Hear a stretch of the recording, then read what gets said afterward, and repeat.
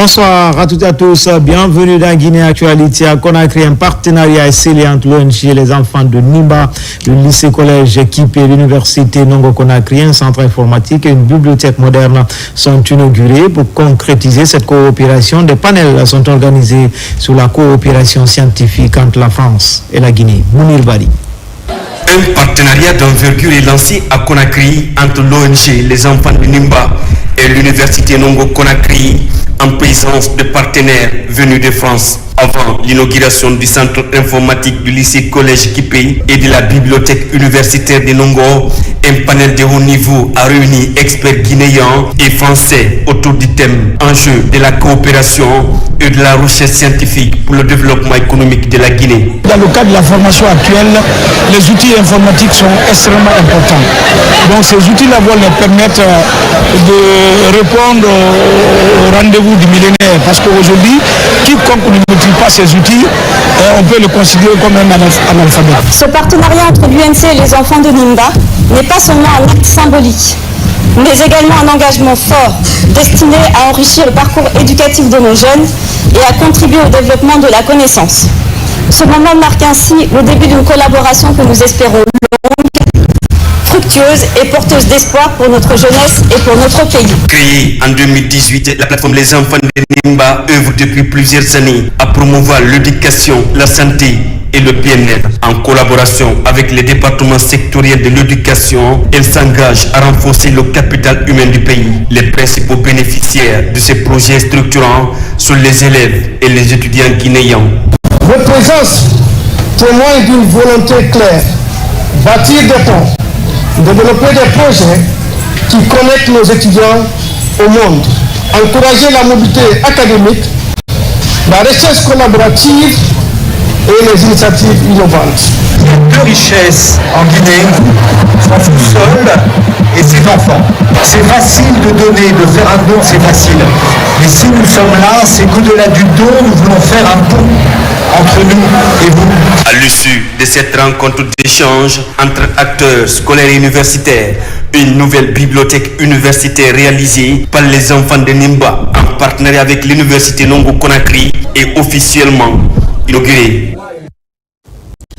Fin à l'abbé du projet Briser les barrières de genre pour lutter contre les VBG en milieu scolaire. Un projet lancé depuis décembre 2024 dont les échos ont été favorables dans tous les établissements scolaires de la région. Sona Sagno commente les images de Sarah Foudine Diallo.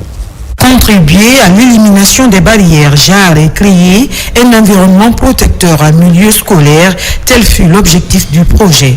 Un projet qui a touché durant un an 10 établissements primaires et secondaires dans la région de l'Abbé, porté par Ouafrica Guinée avec un financement de l'AFD à travers IPPF. Au terme du dit projet, les résultats sont satisfaisants. Et nous avons utilisé une méthodologie de faire-faire, c'est-à-dire que nous sommes allés vers les différents établissements. Nous avons eu à former les élèves pour que eux, en retour, ils puissent en fait sensibiliser leurs amis au niveau des écoles. Nous avons eu des résultats palpables qui sont... Ça nous a permis de faire des causeries éducatives dans 10 établissements où nous avons touché environ 4700 élèves, plus des enseignants également, 176 enseignants ont été touchés. Mais au-delà de ça, il faut rappeler que 1200 personnes ont été touchées également à travers des dialogues communautaires. Avec une méthodologie impliquant tous les acteurs, l'appropriation du projet Briser les barrières de genre pour lutter contre les VBG en milieu scolaire a abouti à la mise en place des comités de veille. On a suivi une formation de 3 jours qui nous a permis de comprendre comment défendre les VBG en milieu scolaire. Après la formation, ils nous ont remis des téléphones et des blocs-notes, là où on pourrait noter les cas de sensibilisation et de violence dans les écoles. Ces actions ont renforcé la sensibilisation, la prévention et la mobilisation de toutes les communautés éducatives. J'encourage fortement les structures de veille, les établissements scolaires ainsi que les leaders locaux à maintenir et à renforcer l'engagement démontré tout au long de ce projet. Initié en décembre 2024 par Wafrika Guinée, le projet Briser les barrières de genre pour lutter contre les VBG en milieu scolaire a contribué significativement au renforcement de la protection des élèves et à la promotion de l'égalité du genre dans les établissements scolaires de la région de l'Abbé. Autonomisation des femmes, l'ONG CEDAR outille les femmes en technique de saponification et de transformation des produits locaux. L'exercice concerne pour cette phase les femmes des communes de Ratoma et Dixine, une activité qui s'inscrit dans un programme social initié par l'organisation locale en faveur des personnes vulnérables que sont les femmes et les jeunes. Amadou Touré, Sédou Bassila. Offrir une nouvelle chance aux jeunes sur le marché de l'emploi à travers l'apprentissage des métiers et le soutien des initiatives de création de valeur ajoutée à travers la transformation des produits locaux est le but de l'ONG CEDAR, une structure de jeunes engagée à aider les diplômés sans emploi et les femmes à travers la saponification, la teinture, la manufacture et autres. Cette structure, nous l'avons créée notamment pour aider les femmes et les jeunes, afin de les former et pour les envoyer sur le marché de l'emploi, et une façon aussi pour nous de créer de l'emploi afin qu'ils puissent subvenir à leurs besoins. C'est une ONG qui est là pour assister, mais aussi les personnes vulnérables, faire des projets, faire des sensibilisations. C'est une ONG également qui évolue dans le cadre de l'assainissement et de la formation. Au-delà de cet objectif, l'ONG CEDAR vise également à lutter contre la pauvreté à travers un accès facile à l'éducation, à la santé pour tous et la protection de l'environnement. Je souhaite que nous soyons soutenus par le gouvernement même, par le gouvernement des bonnes volontés, pour que nous puissions former des gens, comme ce qu'on a commencé, former des gens, former des cadres guinéens. Vraiment, c'est ce qui est à la base de tout. Ce groupe a été créé par 6 personnes, aujourd'hui qui est à 100 et quelques personnes. Et nous souhaitons que ça aille de l'avant pour qu'on ait des milliers et des milliers de personnes. Pour ça, on appelle tous les Guinéens de venir nous soutenir, de venir adhérer à CEDAR. Cette cérémonie de lancement officiel des activités de la Coalition pour la défense des acquis de la République CEDAR a aussi été une occasion pour les responsables de la structure de procéder à la remise des diplômes de formation à la première promotion formée en saponification, transformation des produits locaux, technique de création de l'emploi et leadership transformationnel. Des panafricaines se concertent pour appuyer les actrices du monde rural dans la région de Kindia. Le concept prend forme et corps avec le mouvement panafricain des femmes rurales. La structure vient de tenir son congrès dans la capitale des agrumes. Les détails avec Yaya Silla, Fanalabaya Kamara. Pour la première fois depuis sa création, le mouvement panafricain des femmes rurales s'est réuni à Kindia, capitale des agrumes. Ces femmes leaders, qui sont toutes responsables de groupements et associations de femmes évoluant du secteur rural, plaident pour une agriculture foncièrement agroécologique. Chaque année, les leaders du mouvement se rencontrent pour faire le bilan de nos activités, nous donner des conseils pour la mise des différentes activités et aussi les perspectives. Durant ces 6 prochains jours, les participants échangeront sur des approches concrètes basées sur la pratique agroécologique et les droits des femmes rurales, tels que la promotion des pratiques agricoles résilientes, la préservation de notre patrimoine semencière et nourricière. Rencontre d'échanges d'expériences et de plaidoyer pour une souveraineté sémencière différente de celle génétiquement modifiée. Ce sont entre autres questions des thèmes abordés. Depuis la création de notre mouvement Nous sommes la solution, elle s'est imposée comme un acteur de changement, un catalyseur d'initiatives citoyennes et une voix forte pour les femmes rurales.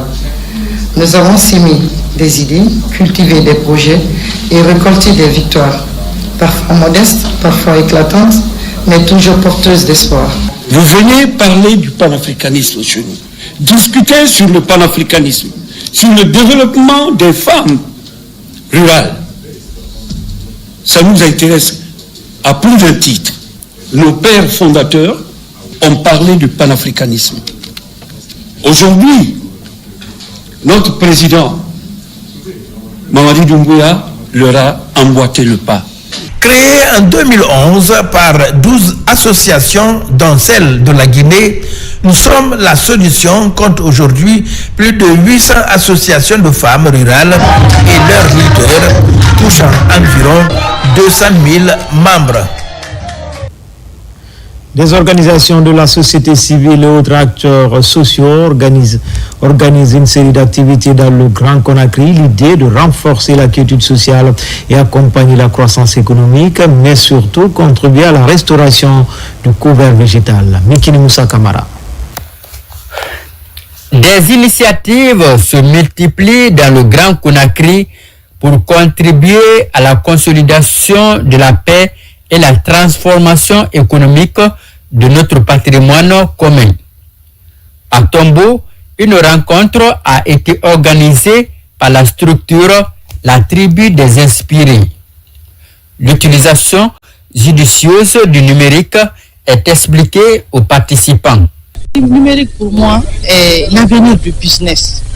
Aujourd'hui, on ne peut pas communiquer, on ne peut pas faire des campagnes, on ne peut pas avoir cette visibilité et créer une alliance forte, impacter aussi ses consommateurs sans le digital. Bon, à la base, vous devrez savoir que nous sommes plus de 17 pays maintenant dans la tribu des Inspirés. Et nous nous sommes dit que ça fait plus d'une année et notre communauté évolue. Il est temps qu'on se donne cette visibilité et il est temps qu'on montre que nous sommes là, que nous existons et nous impactons à travers LinkedIn. C'est ce qui nous a poussé à choisir ce jour du 29 comme un jour de rencontre pour tous les pays respectifs de la tribu des Inspirés. Pendant ce temps, la structure Let's Go and Environmental intensifie ses activités à Mania, dans la préfecture de Koya. Le réchauffement climatique est au cœur des débats. Si nous ne levons pas dès maintenant, nos vies sont en danger et même pas nos vies seulement. La vie de d'autres générations qui viendront après nous sont en danger. Donc, pour éviter tout ça, évitons de couper les arbres, évitons de salir l'environnement. Quand l'environnement est sale, petit à petit, ça meurt petit à petit aussi.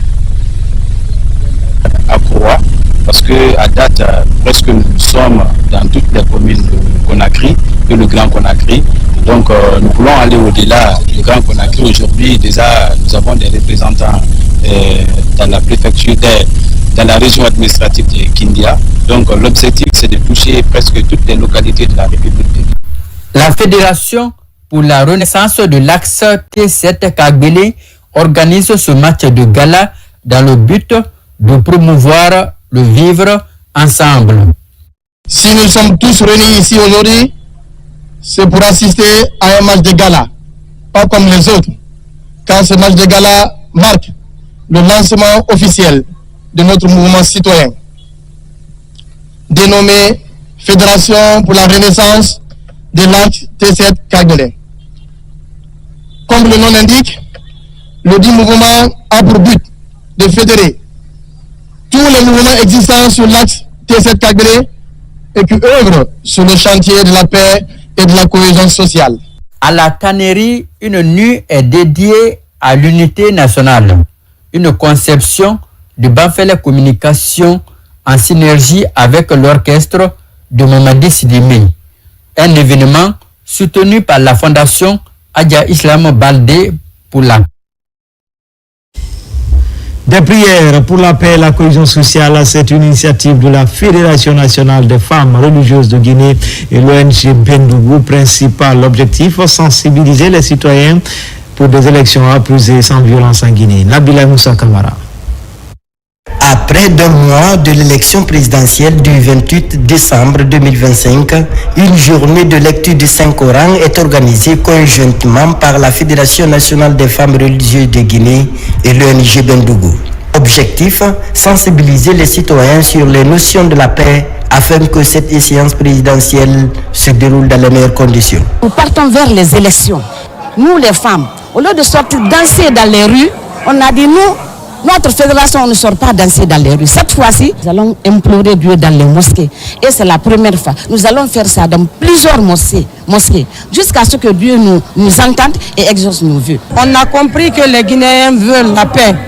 Et sans la paix, on ne peut rien. Je lance un appel solennel à tout le monde de se donner la main pour qu'on puisse aller aux élections dans la paix et la cohésion. Ici, à la mosquée Elhadji Fofana de Matoto, cette cérémonie de lecture du Saint-Coran a réuni les chefs religieux et les responsables de la coalition des femmes et plusieurs cadres de l'administration publique.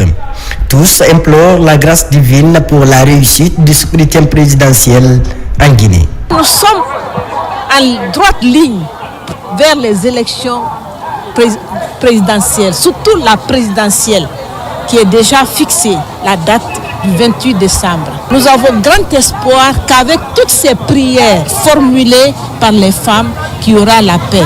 Et c'est pour ça que nous sommes là en tant que représentation nationale pour soutenir l'initiative de ces femmes.